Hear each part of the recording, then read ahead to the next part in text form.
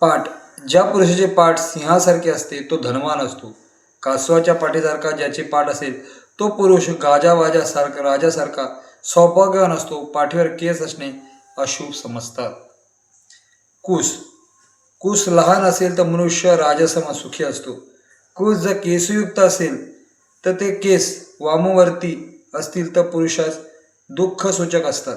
हेच केस दक्षिणवर्ती असेल तर मनुष्य श्रेष्ठ सुखी असतो. स्त्रियांचे कुस मौरयुक्त केसांचे असणे फार अशुभ समजतात. हीच स्त्रियांची कुस लांबट व रुंद असेल तर श्रेष्ठ समजतात.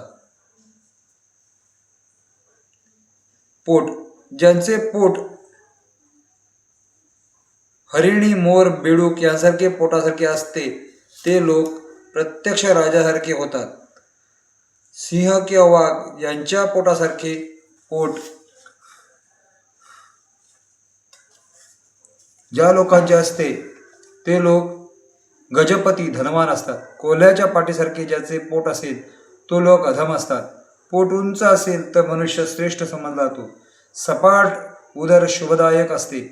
घड्यासारखे पोट अथवा लांबट व उंच पोट असेल तर तो दरिद्री सूचक असते. पोटावर एकच वळकटी असेल तो शस्त्रभय असते. ज्याच्या पोटावर 2 वळ्या असतील तो मनुष्य स्त्रीभोगी असतो.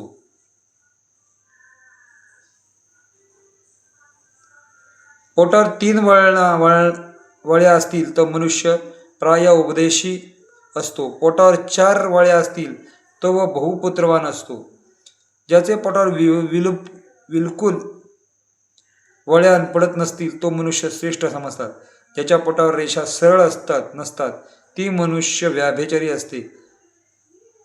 ज्या स्त्रीचे पोट